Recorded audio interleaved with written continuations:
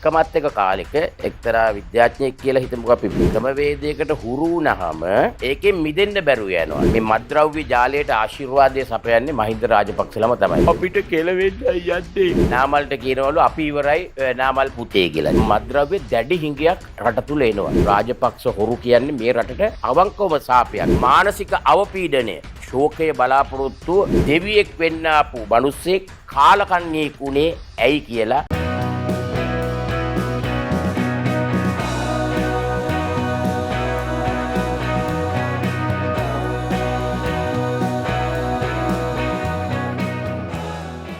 අයිබෝන් සුපුරුදු ලෙන්ගතුකමත් අරගෙන ලෙන්ගතු ඔබත් එක්ක එකතු වෙනවා සුපුරුදු ලෙසම හැමෝටම සුබ දවසක් ප්‍රාර්ථනා කරනවා සතුටින් ජීවත් වෙන්න ඒක තමයි ඔබට ලබා ගන්න පුළුවන් ජීවිතයේ හොඳම දේ සතුට ලං කරගන්න හරි දේවල් කරලා ඒ වගේම ආදරණීය ලෙස කියනවා ඔබ channel එක subscribe කරලා නැත්නම් මේ මොහොතේම channel එක subscribe කරන්න ආදරණීය වන්න ඒ වගේම ඔබට හිතෙනවා නම් පමණක් අපිට හයියක් වෙන්න Patreon සමාජිකත්වය ලබා ගන්න ඕන කියලා description එකේ තියෙනවා කොහොමද ලබා ගන්න කියලා Patreon සමාජිකත්වය දැන් මම අද කතාවක් කියලා පටන් ගන්නවා එකමත් එක කාලෙක එක්තරා විද්‍යාඥයෙක් කියලා හිතමුකෝ අපි විද්‍යාඥ මට මේ ඇහිච්ච දෙයක් විද්‍යාඥයෙක් මැස්සෝ ටිකක් අල්ලලා අපි කියමු ජෑම් බෝතලයක් කියලා ජෑම් බෝතලයක් ඇතුළට දාලා වැහුවා. එතකොට වැහුවට පස්සේ මේ මැස්සෝ ටික උත්සාහ කරනවා මේකේ වටේ කැරකි එළියට එන්න.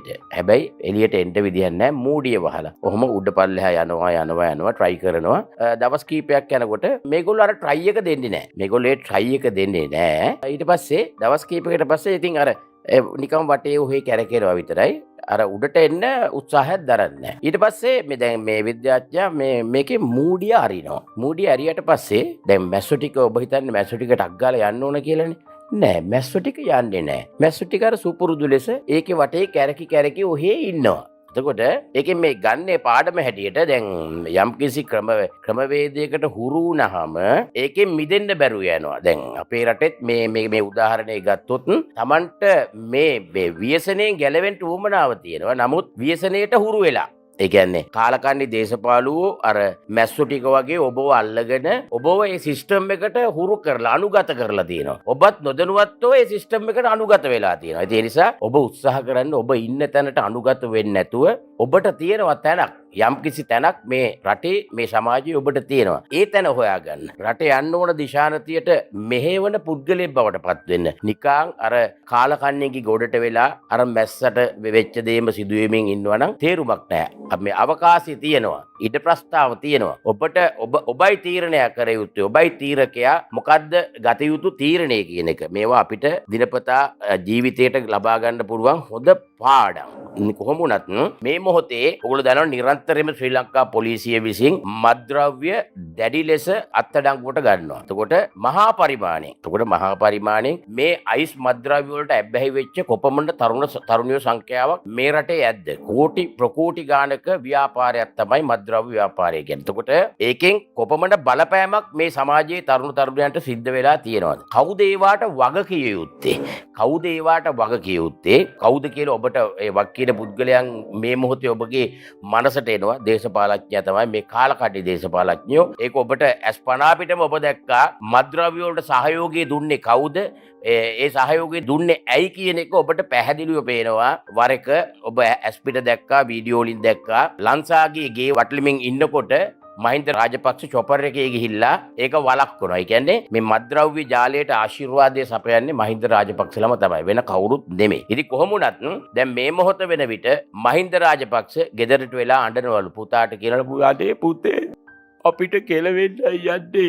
ඒක වළක්වන්න බෑ. අපි කරපු දේවල් හැටියට අපිට පරිසම් දීමට නියමිතයි. මොන දේ වුණත් අපේ ජීවිත කාලේ මේ වෙන්ට යන සන්තෑසිය වළක්වන්න බෑ. ඒක ඔබගේ කර්මය වෙන්නත් නැති මගේ කර්මය තමයි. මම තමයි කර්මකාරයා මූලිකව. ඉතින් හඬා වැළපෙමින් නාමල්ට කියනවලු අපි ඉවරයි නාමල් පුතේ කියලා. එහෙම එකක් තමයි ඇත්තටම සිදුවන්නේ. දැන් ඔයගොල්ලෝ දන්නවා මේ මත්ද්‍රව්‍ය මේ අල්ලන් යන විදිහට ඉදිරියේදී මාස 2-3ක් යනකොට මත්ද්‍රව්‍ය දැඩි හිඟයක් රට තුල එනවා. ඒකට ඇබ්බැහි වුවන්ට කුමක්ද සිදු වෙන්නේ? සහ මේ විදිහට ගියා නම් මේ රට දැන් අපි ජීවිතේට හිතුවද අයිස් වගේ දෙයක් මේ රටේ නිෂ්පාදනය කරලා ඇති කියලා. අපි හිතුවා මුලින් මිද්දෙනී වගේ අහුවෙනකොට මේක එතන මේ හුදකලා සිදුවීමක් වෙන්න තියෙන නෑ. රට පුරාම සංවිධානාත්මකව මේ කරගෙන ආපු අවුරුදු 4-5ක කරගෙන ආපු ක්‍රමවේදයක්. ඒතකොට අවුරුදු 4-5 ක්‍රමවේදේ අනුර කුමාර දිසානායක හිටියද මේකේ? මාලිමාව හිටියද? නෑ. හිටියේ කවුද? මහින්ද රාජපක්ෂලා. ඉතින් ඒ නිසා ඒ සාපෙන් නම් ගැලවෙන්න බෑ මහින්ද ඔයාට. ඔය ඇවිල්ලා මේ රටට පට්ට සාපයක්. රාජපක්ෂ හොරු කියන්නේ මේ රටට අවංකවම සාපයක්. හැබැයි අර බෝතලේ ඇතුලේ ඉන්න මැස්ස වගේ ඒකට අනුගත වෙච්ච උන්ට අපි මේ කියන දේ ගැලපෙන්නේ නැහැ. උන් බාරගන්නේ නැහැ. ඉතින් ඒක තමයි අපි මුලින්ම කිව්වේ උදාහරණෙ දීලා මොන්න මූඩි ඇරලා තියෙන්නේ කට ඇරලා තියෙන්නේ මේකෙන් එළියට වරෙල්ලා. ලිඳේ මැඩියෝ වගේ ඉන්න එපා. මේ ලෝකෙ වෙනස්. ඉතින් ඒ ලෝකෙ දකින්න පුරුදු වෙයල්ලා. රට විනාශ කරපුන් විනාශ කරයි කිව්වහම ඒක පිළිගන්න සූදානම් වෙයල්ලා. ගොට්ටෝ වෙන්න එපා, ගැත්තෝ වෙන්න එපා. හෙලෙක් වයන් පරයොත් එක්ක එකතු වෙන්න එපා.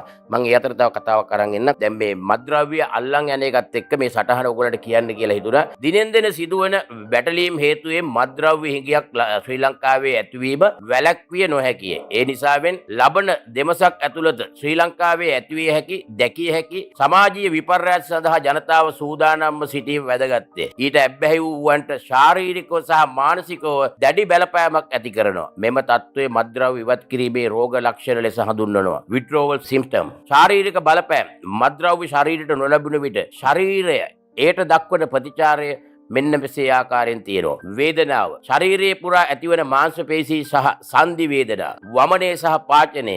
ආහාර ජීර්ණ පද්ධතිය ඇතිවන බාධා නිසා වමනය සහ දරුණු පාචන තත්ත්වයක් ඇතිවිය හැකියි. හිස රදය සහ කරකැවිල්ල, තද හිස රදය සහ ක්ලාන්තය වැනි තත්ත්වයක් ඇතිවිය හැකියි. හෘද ස්පන්දන වේගයේ වෙනස් වීම. හෘද ස්පන්දනය අසාමාන්‍ය ලෙස වැඩිවීම හෝ අඩුවීම, දහඩිය දැමීම, අධික ලෙස දහඩිය දැමීම, විශේෂයෙන් රාත්‍රී කාලයේදී නිින්ද නොයාම, සිරුරේ ඇතිවන අපහසුතාව නිසා නිදා ගැනීමට නොහැකි වීම, මානසික බලපෑම්, ශාරීරික අපහසුතාවලට අමතරව මානසිකවද දැඩි අසහනකාරී තත්ත්වයක් ඇතිවිය හැකියි. දැඩි ආතතිය සහ කාංසාව, මත්ද්‍රව්‍ය නොමැතිවීම නිසා දැඩි මානසික පීඩනයකට හා බියක් ඇතිවීම, මානසික අවපීඩනය, ශෝකය, බලාපොරොත්තුව සුන්වීම සහ ජීවිතය ගැන උනන්දුවක් නොමැතිවීම වැනි තත්ත්වයන් ඇතිවිය හැක. කෝපය සහ කලහකාරී බව, ඉතා සුළු දෙයට පවා කෝපවීම සහ තමා පාලනය කර ගැනීමට නොහැකිවීම, මත්ද්‍රව්‍ය සෙවීමේ අධික ආශාව, හිඟිය නිසා මත්ද්‍රව්‍ය ලබා ගැනීමට දැඩි ලෙස පෙළඹීම, මේ ඔවුන්ව අපරාධ කිරීමට පවා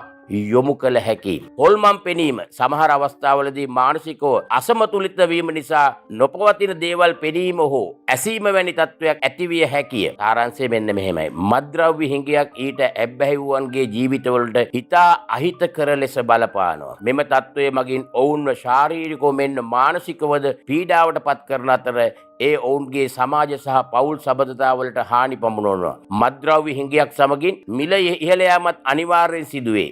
ඇබ්බැහි වූවන්ට මේ සඳහා මුදල් සොයා ගැනීමට විවිධාකාර වංචා, සොරකම්, කොල්ලකෑම් මෙන්ම කුලියට මිනී මැරීම් වලට යොමුවීම වැළැක්විය නොහැකි.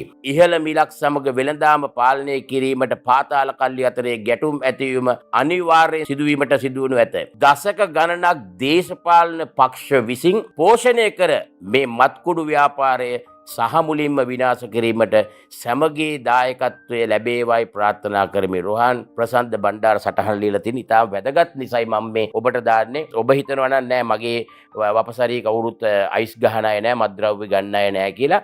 හැබැයි අපි සමාජයක් හැටියට ජීවත් වෙනකොට මේ රම්ම්‍ය භූමියේ, පුණ්‍ය භූමියේ කවුරු හරි කරන අවඩක් අපිට බලපාන්න පුළුවන්. ඒ නිසා නිරන්තරයෙන්ම අපි අවධානයෙන් ඉන්න ඕන. ලොකු ව්‍යසනයක් සිදු වෙන්න නියමිතයි. ඒ කියන්නේ ඒ ව්‍යසනයේ වගකීම බාර ගන්න ඕනේ මහින්ද රාජපක්ෂලා වගේ කාලකන්ණි දේශපාලකයෝ. දැන් අනේ පුතේ අපිට කෙලුණායි කියලා අඬලා වැඩක් නැහැ. රටේ දරුවන්ට උඹලා ඉවරයි.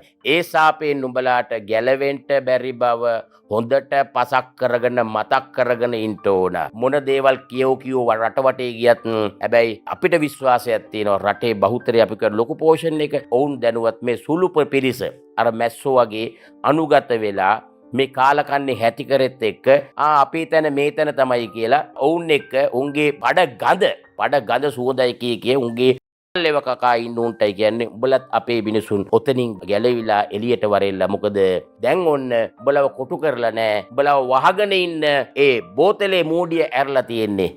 එලියට බැහැපල්ලා. ඒකෙන් එලියට බහින්න තමයි මේ අවස්ථාව. එලියට බැහැපු තැන තේරේවි යකෝ මුන් අපිව කොටු කරගෙන මේ තියන් හිටපු තැන වැරදි නේද කියලා මොනතරම් කාලකන්ණි කොට්ටාසයක්ද මුන් කියලා තේරේවි. ඉතින් නැවතත් කියනවා මහින්ද රාජපක්ෂ උතුමාණනේ ඔබට පඩිසන් දෙන එක පඩිසන් දෙනවාමයි ditta ධම්ම වේදනීය කර්ම මුදල් පසුපස බලය පසුපස ගිහිල්ලා තමන් රටක් විනාශ කරා. රටේ පරම්පරා ගානක් විනාශ කරා. ඒ සාපෙන් ගැලවෙන්න විදිහක් ඇත්තේම නැහැ. අපි බලධාරීන්ටත් කියනවා රටේ ඉදිරි පරම්පරාව වෙනුවෙන් ඉදිරි දරුවන් වෙනුවෙන් ඔවුන්ට ජීවිතය කියව ගන්න. ජීවත් වීමේ කලාව කියව ගන්න. ඒ කියන්නේ බලය තෘෂ්ණාව තණ්හාව මේ මුදලට ගිජු වෙන්න ගියාම මිනිසුන්ට මොකද්ද වෙන්නේ කියලා මේ මහින්ද රාජපක්ෂ ප්‍රමුඛ රාජපක්ෂ හැතිකරේගේ ඒ කතාවස්තුව පාසලේ උගන්වනවා නම් දරුවන්ට මහා ලොකු අත්දැකීමක් වේවි. ජීවිතය කියන්නේ කොහොමද ජීවත් වෙන්න ඕනේ කුමක් සඳහාද කියලා තේරෙවි. ඒ නිසා පාසලට ඇතුළත් කරනවා නම් මාරම වටිනවා. දෙවියෙක් වෙන්න ආපු මිනිස්සෙක් කාලකන්ණියෙක් උනේ ඇයි කියලා තණ්හාවට බල තණ්හාවට මල පෙරේතකවට ගිහිල්ලා ඒ සිදුවීම එතකොට දරුවෙකුට ඉගෙන ගන්න පුළුවන්. නැවතත් කියනවා ජීවත් වෙන්න ඕන විදිහ මෙන්න මේකයි කියලා. අපි ගිහිල්ලා එන්න channel එක subscribe කරන්න.